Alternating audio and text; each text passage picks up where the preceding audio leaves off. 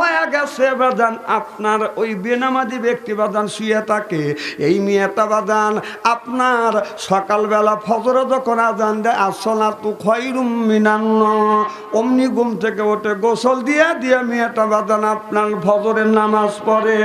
যেদিন সহবাস করে ওদিন গোসল দেয়, যেদিন সহবাস করে না সেদিন ওই মেয়েটা গোসল দিয়ে দিয়ে বাজান নামাজ পড়ে। ছেলে চিন্তা করতেছে এত সুন্দর বউ আনলাম, বিবির কাছেও যাই নাই, সহবাস তো করিনি, আমার বিবি গোসল দিল না জানি কি কি। আলমগীর, আরে নতুন ওয়াজ শুনে যাও।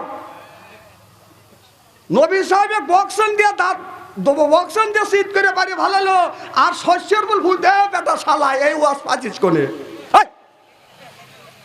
রসুল সাল্লাল্লাহু আলাইহি সাল্লামকে মুখের উপরে চলের উপরে বক্সন দিল আর শস্যের বল ফুটলে তো বাজিস কোনে? এখন তো ঠিক কবে আর কথা নাই, দেখেন কথা না করলে কল থুই একল চলে যাবো না আমি।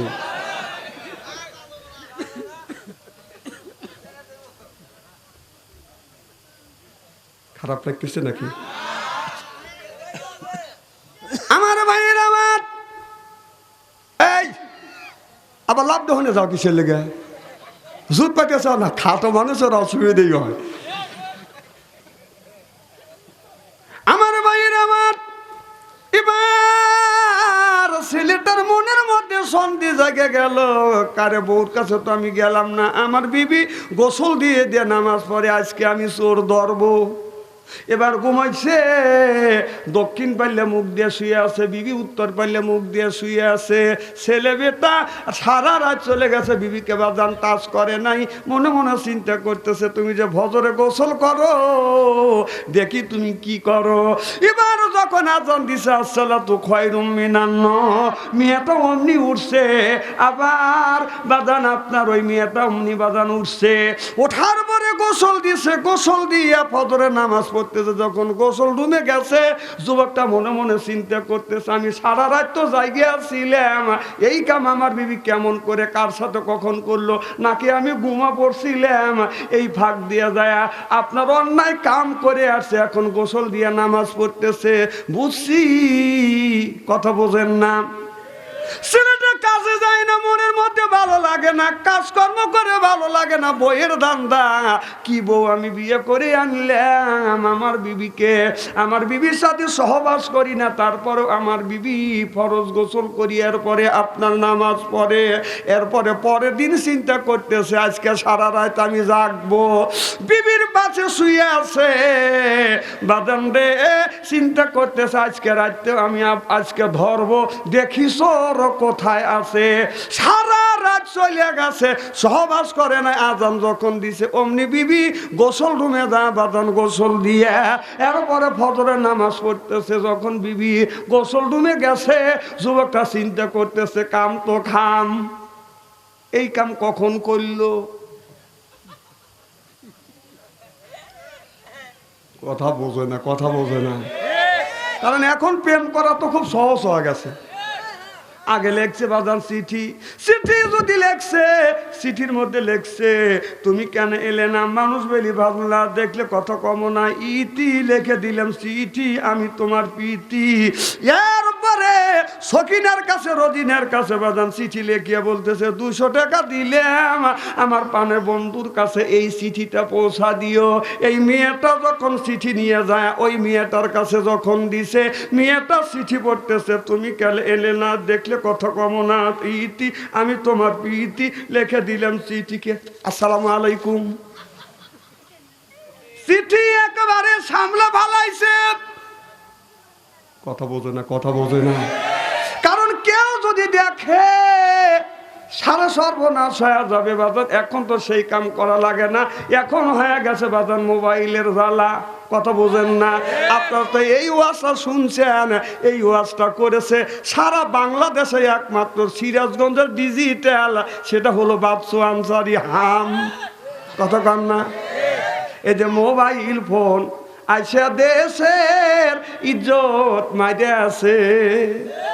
ছোট বড় সবার হাতে, ছোট বড় সবার কাছে একটি কইরা রয়াছে মোবাইল ফোন, আইসা দেশের ইজ্জত মাইরে আছে।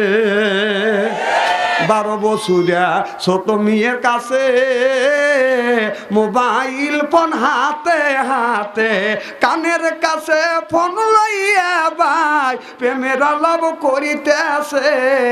কানের কাছে ফোন লইয়া ভাই ইটিস পিটিস করিতেছে মোবাইল ফোন, আইসা দেশের ইজ্জত মাইরে আছে।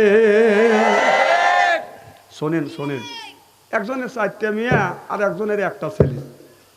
ওই মেয়ের মা, ছেলের মা সকালবেলা উঠে কয় যে তুই মরিস না, তুই মলি বাঁচিয়ে গেলাম নি, এক ঘাটে ডুব দিয়ে আর এক ঘাটে গেলাম নি। তো মেয়ের মা বলতেছে যে বুড়ে, আল্লাহর কাছে ছেলে চাইতে চাইতে 4টে এক আলি মেয়ে দিছে, আর তুই ছেলে মরার কথা বলিস। কয় বউ বেটা না ঠেটা, ওর প্রত্যেক দিন মোবাইল খরচা লাগে 50 টাকা। তো মেয়ের মা বলতেছে বউ তোর সব কথাই ভালো লাগে, এই কথা আমার ভালো লাগে না। আমার 4টে মেয়ে আছে, 10টা করে টাকা দিলি, এক সপ্তাহ পরে যদি জিজ্ঞেস করি যে তোমার কি মোবাইলে টাকা লাগবে, কয় না টাকা আমার অমনি আছে, আরো বাড়তির দিক। আর তোমার ছেলের দিন লাগে 50 টাকা, গাল গপ্পর টাকা পাও না। বলতেছে বুড়ে তোর মেয়ের টাকা ওবেই থাকে, আর আমার ছেলের দিন 50 টাকা লাগে। আর মানে হলো তোর মেয়ে যে মিস কল দেয়, আমার ছেলে ব্যাক কল করে। হ্যাঁ, যাদের ছেলে আছে ওদের টাকা ফুরায়, মেয়ে যাদের আছে ওদের অত টাকা ফুরায় না, ওরা খালি মিস কল দেয়, ব্যাক করে খালি ছেলে। বুঝে দেখা ক্ষতি কার হইল, কার হইল। তোর এ পারলেও গেল, ও পারলেও গেল, 2-4 দিন কথা কয় আবার আর এক জায়গায় চলে গেল। খেকে ঠেকা বের বেরবি, দলিল আছে। খুব খারাপ লাগতেছে নাকি? আমার এবার ছেলেটা মনে মনে চিন্তা করতেছে, বিবির পাশে শুয়ে থাকি, চোর ধরতে পারি না, এই চোর কখন আসে, কথা বুঝতেছেন না। এবার বলতেছে বিবিরে আজকে আমি বাড়ি থাকবো না। ঠিক আছে তুমি থাকো, না থাকলে। এবার ঘরের পিছনে বড় একটা লাঠি হাতে নিয়ে খালি পাহারা দিতেছে। হ্যাঁ আসলি আজকে সাইজ করবো। সারা রাত পাহারা দিয়েছে। আজান যখন পড়ছে অমনি ছেলেটা ঘরে ঢুকছে। এখন বিবি অজু দিছে, অজু দিয়ে নামাজ পড়তেছে। ওই দিন তো গোসল করে না। ছেলেটার মনে আরো সন্ধি জেগে গেছে, ব্যাপার কি আজকে পাহারা দিছে আসতে পারে না, আর আজকে গোসল না দিয়াই তুমি ফজরের নামাজ পড়তেছে। ওয়াজ মুখে খারাপ লাগতেছে মনে হয়, তাই না? আমার ভাইয়ের আমার এখানে থাক। আমি যে বলতেছিলাম আল্লাহ যে এক, ও দ্বিতীয়, কুল হু আল্লাহু আহাদ আল্লাহু সামাদ, আল্লাহ এক, বেনিয়াস, অদ্বিতীয়। সুবহানাল্লাহ কোন। তাহলে ওই লোকটা যখন বলল ওই যে বেরোনে কাজ করতেছে, ওই লোকটা কি তোমার বাবা হয়? কয় আপনি প্রিন্সিপাল মানুষ, মুখে যা আছে তাই বলেন। কয় না তাই শুনতেছি। তুমি কার কাছ থেকে শুনছো এই ছেলেটা তোমার বাবা ওই সলিমউদ্দি? কয় আমি আমার মায়ের কাছ থেকে শুনছি, আমার বাবার নাম সলিমউদ্দি। বলে তোমার এক মা সাক্ষী দিল আর তোমাকে বলল তোমার আব্বা সলিমউদ্দি, এক মার সাক্ষী, তাকে তুমি বাবা বলে স্বীকার করে নিলে। তাহলে 1,24,000 পয়গাম্বার আল্লাহকে এক বলে স্বীকার করেছে, আল্লাহ বলে স্বীকার করেছে, এইটা কি তুমি মানো না? লোকটা তখন বলতেছে হে মানি। সুবহানাল্লাহ জোরে কর। এখন মানে, এখন আল্লাহর ওলি ইমামে আযম আবু হানিফা রাহমাতুল্লাহ আলাইহির ওই জামানায় ইহুদিদের সাথে আল্লাহর ওলি ইমামে আযম আবু হানিফা রাহমাতুল্লাহ আলাইহির বহাস। তারা বলে আল্লাহ বলতে কেউ নাই, there is no god, anything is nothing. এবার আল্লাহর ওলি ইমামে আজম আবু হানিফা রাহমাতুল্লাহ আলাইহি বলে আল্লাহ আছে, আল্লাহ হলো কুল হু আল্লাহু আহাদ, আল্লাহুস সামাদ।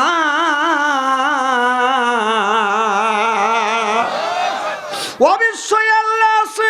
ওরা বলতেছে আল্লাহ যদি থাকেই থাকে তাহলে প্রমাণ হবে আজকে তার বহাস হবে। কি হবে? কথা কয় না। বহাস হবে কয়টার সময়? সকাল 10টার সময় বহাস হবে। সকাল 10টার সময় হাজার হাজার মানুষ বাজান সমবেত হয়েছে। আল্লাহর ওলি ইমামে আজম আবু হানিফা রাহমাতুল্লাহ আলাইহি আসে নাই। সব মুসলমানেরা মনে মনে চিন্তা করতেছে ইহুদিদের সাথে কেন হুজুর বহাস করলো? এখন হুজুর নাই, ইহুদিরা এখন তো মিছিল বের করবে যে নাস্তিকদের জয় আর আস্তিকদের পরাজয়। কথা বুঝতেছেন না? এমন সময় রাত বেলায় একটা হয়ে গেছে, আল্লাহর ওলি ইমামে আজম আবু হানিফা রাহমাতুল্লাহ আলাইহি এসে হাজির হয়ে গেছে। আল্লাহর ওলি যখন আসলেন তারা বললেন আপনার সময়ের জ্ঞান নাই, আপনার সাথে কেমন করে বহাস করব? বলে আমার আসতে দেরি হলো, কারণটা কি আপনি কি শুনবেন না? কয় কারণটা কি? এই ছেলে, এই তাসফর বসো বসো। উঠতে তো খবর আছে। হ্যাঁ তো তুই কিভাবে উঠে যাচ্ছিস? ফাজলামি বেচো নাকি? পেশাব আসো হলে মুইতে ভালো একটা উঠ পেতে জামা বাড়ি ধরবেন। এই ওয়াজ কোথায় রাখছে কত দেখি? দেরেনে দেরেন না থুই আইছি কোনে? তো ওই রকমই শুনতেছ তো উঠে তো যাইতেছ। হ্যাঁ সকাল 10টা আইছে একটায়। এমন সময় ইহুদিরা বললেন আপনার সময়ের জ্ঞান নাই, কিভাবে আপনার সাথে জিন্দা? আমি মরা না জিন্দা তুই দেখতেছিস না? আমি মরা না। কয় না স্যার, আমি বলতেছি আপনি মরা না জিন্দা। আবার মরা না আমি জিন্দা। আমি তা জিন্দা না হলে কেমনি তোদের সাথে কথা বলতেছি? না স্যার আপনি মরা না। আবার মরা না জিন্দা, আমার ভিতরে আত্মা আছে। আমি এই দিতে শুনতে চাইছি আপনার ভিতরে আত্মা আছে। বলে হ্যাঁ। স্যার আপনার কিসের জন্য বেঁচে আছেন? কয় ভিতরে আত্মা আছে দেখি আমি বেঁচে আছি। ভিতরে যদি আপনার আত্মা থাকেই থাকে, আত্মা কি কি কোনোদিন দেখছেন? আর যদি দেখেই থাকেন আত্মাটা বের করে টেবুলে রাখেন, আমরা টাকা থেকে আত্মাকে দেখি। কয় আত্মা দেখা যায়? আত্মা দেখা যায়? কয় স্যার আপনার 3.5 বডির ভিতরে আত্মা যদি না দেখা যায় তাহলে বিশাল আসমান জমিন যিনি সৃষ্টি করছে ওই আল্লাহকেও দেখা যায় না। চিল্লা কোন সুবহানাল্লাহ। কথা কি পরিষ্কার বলা যেতেছে? কি অল ক্লিয়ার আমার ভাইরা আমার? তাহলে আল্লাহ যে আছে এটা প্রমাণ হয়ে গেল। আল্লাহর নবী আখিরি জামানার পয়গাম্বর মুহাম্মদ রাসূলুল্লাহ সিরাজাম মুনীরা ওয়া বাশিরা ওয়া নাযীরা সাল্লাল্লাহু আলাইহি ওয়াসাল্লাম এই দুনিয়ার বুকে এসে আপনার নামাজের দাওয়াত দিয়েছে, কলেমার দাওয়াত দিয়েছে। আল্লাহ নামাজের কথা 80 থেকে 82 জায়গা বললেন ওয়া আকিমুস সালাহ, নামাজ কায়েম। কি দৌড় কে কি যা তোর বৌদানে তো কি লিয়ে কোরআনের মাহফিল তুই চলে যাচ্ছে দিছিস।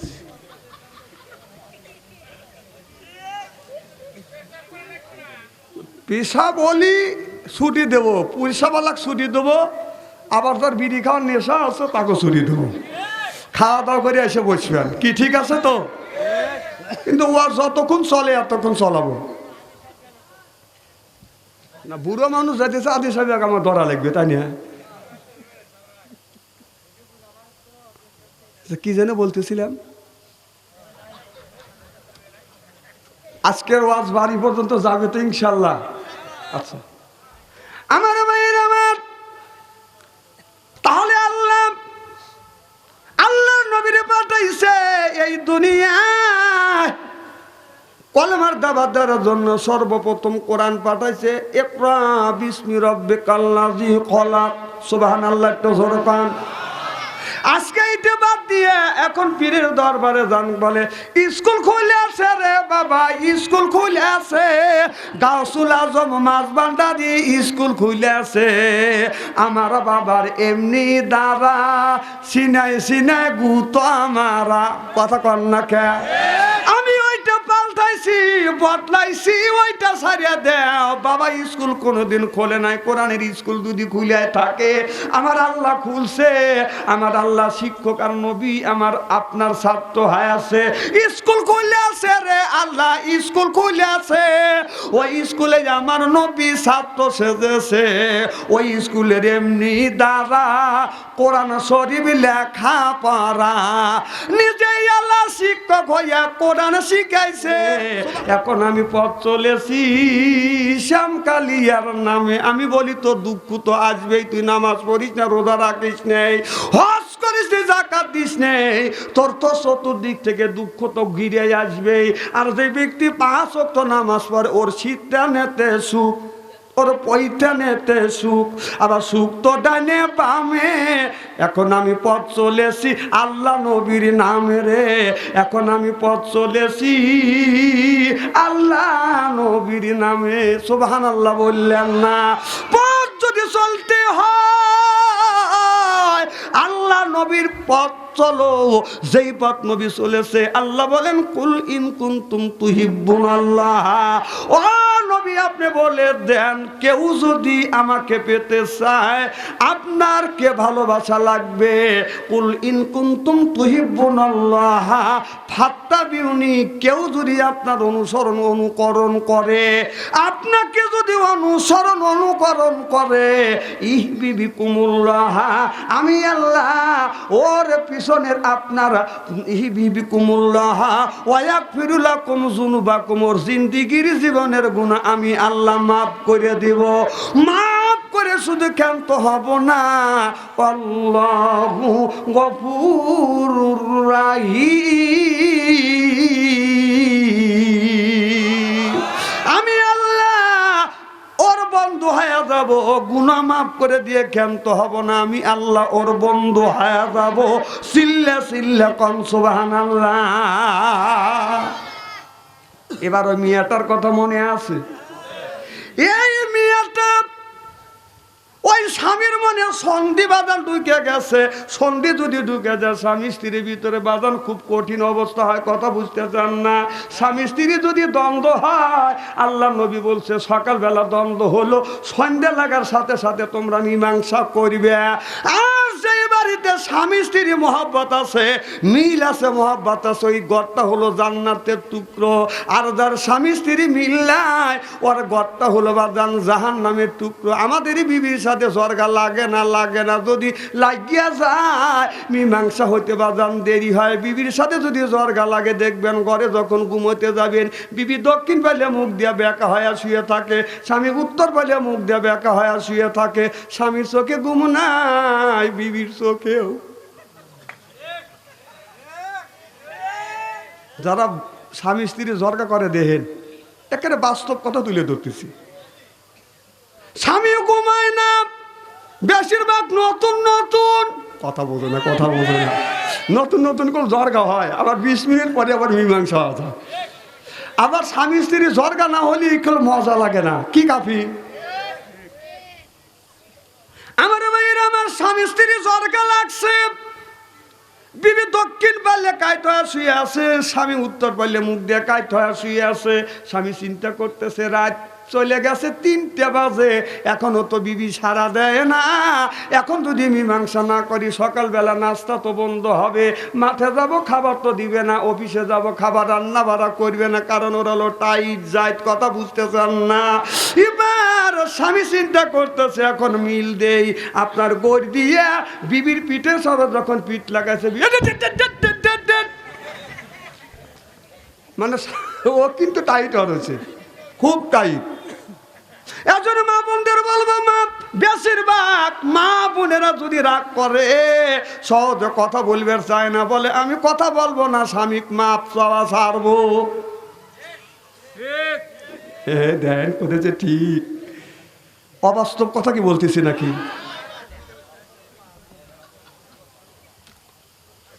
খুব খারাপ লাগতেছে নাকি? আচ্ছা আমি ঘন্টা দেড়েক যদি আলোচনা করি শোনার জন্য রাজি আছেন তো? আচ্ছা হাত তুলে দেখান তো, রাগ করবেন কারা কারা? বুঝেছি আপনাদের মন মানসিকতা খুবই ভালো আছে। আমি অন্তর থেকে দোয়া করি আল্লাহ যেন জান্নাতে যাওয়ার নেক আমল শিক্ষা দেয়। যখন আমি আমার ভাইয়েরা, আমার মুসলমান ভাইয়েরা ভালো করে লক্ষ্য করে শুনুন। এবার মেয়েটা আবার স্বামী আবার ওই দিন ঘরে শুইছে। যখন ঘরে শুইছে, শোয়ার পরে এই ছেলেটার কাছে যখন বিবি শুয়েছিলেন, আবার ফজরের সময় যখন আজান দিছে, আবার গোসল রুমে যাই আবার গোসল করতেছে। ছেলেটা মনে মনে চিন্তা করতেছে, আমি সারা রাত জেগে আসছিলাম, কোন সময় জানি আমি ঘুমাইছি আর বিবি কাম দেখা ফেলছে। এ ছেলে তোর ভালো লাগতেছে না? যা মোবাইল যা আন্টিবায়োটিক করো যা। এই দেশটা লস্টই করলো টাচ মোবাইল।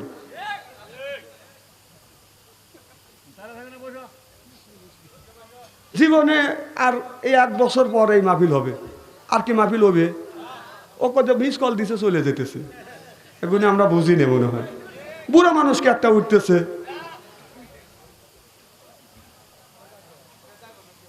কি যেন বলতেছিলাম,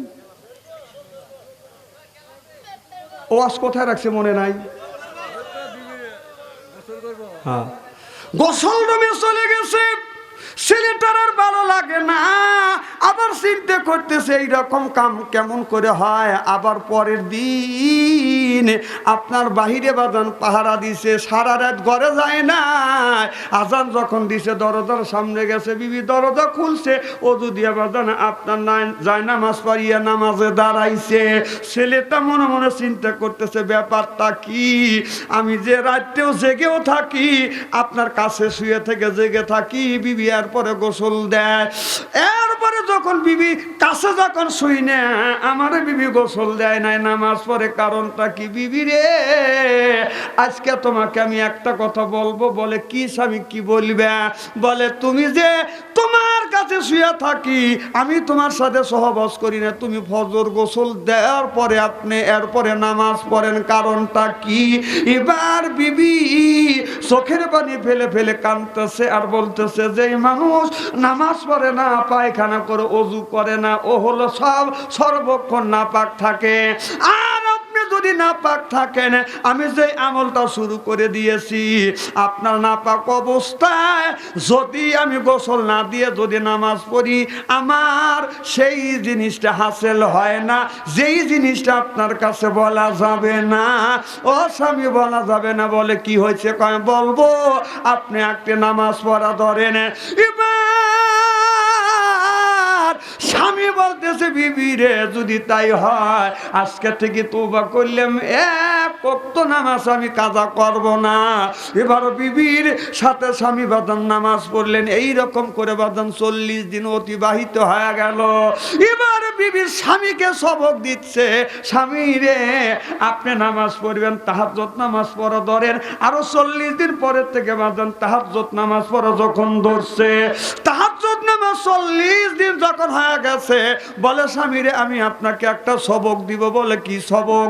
বলে আপনি আপনার তাহাজ্জুদ আপনি ওই রাত 12টা পর্যন্ত ঘুমাইবেন, রাত 12টার পরে ওযু দিয়ে আপনি 4 রাকাত তাহাজ্জুদ নামাজ পড়বেন, তাহাজ্জুদ নামাজ শেষে 2 রাকাত নফল নামাজ পড়বেন। প্রথম রাকাতে আয়াতুল কুরসি সূরা পড়বেন, দ্বিতীয় রাকাতে 25 বার আপনার সূরা ইখলাস পড়িয়ে যায় নামাজের উপর বসিয়ে আপনি যদি 1000 বার, একটা বার কমও না বেশিও নাই, 1000 বার নবীর নামে দরুদ পড়িয়া আপনি ঘুমিয়ে পড়বেন।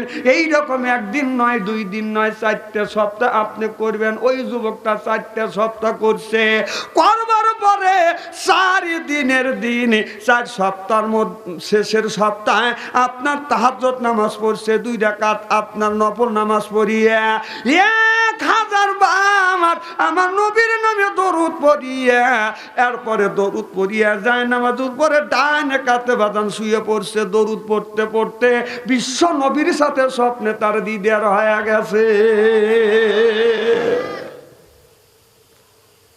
কোন ব্যক্তি যদি এই জমিনে তাহাজ্জুদ নামাজ পড়বার পর 2 রাকাত নফল নামাজ পড়িয়া আয়াতুল কুরসি একবার সূরা ইখলাস 25 বার পড়ি এই 2 রাকাত নামাজ যদি সমাপ্তি করে ওই যায় নামাজের উপর বসিয়া আপনার যদি 1000 বার দরুদ শরীফ পড়ে আপনার একবার কম না একবার বেশি না পড়িয়া যদি যায় নামাজের উপরে ঘুমিয়ে পড়ে কোরআন শরীফ শুয়া বলতেছি ওই সপ্তাহে যদি আপনার ওই নবীর সাথে দেখা না হয় দ্বিতীয় সপ্তাহে এইভাবে আপনি নামাজ পড়বেন তাতেও যদি দেখা না হয় তৃতীয় সপ্তাহে আপনি এইভাবে নামাজ পড়বেন তাতেও যদি দেখা না হয় চতুর্থ সপ্তাহে এইভাবে নামাজ পড়বেন আল্লাহর কসম করে কোরআন শরীফ শুয়ে বলতেছি নবীর সাথে আপনার সাক্ষাৎ হয় আর দিদার হয়ে যাবে। কিন্তু তার আগে 4টে কাজ ছাড়িয়ে দেওয়া লাগবে আর 4টে আমল করতে হবে। কয়টা? 4টে জিনিস ছাড়িয়ে দিতে হবে আর 4টে আমল আপনার করতে হবে তবে যদি নবীর সাথে আপনার সাক্ষাৎ হয় দিদার হয়। একবার যদি নবীর সাথে দেখা হয় ওই লোকটার জীবনের সব গুনাহ আল্লাহ মাফ করে দিবে। এই ওয়াজটা কি করব? খারাপ লাগতেছে কি?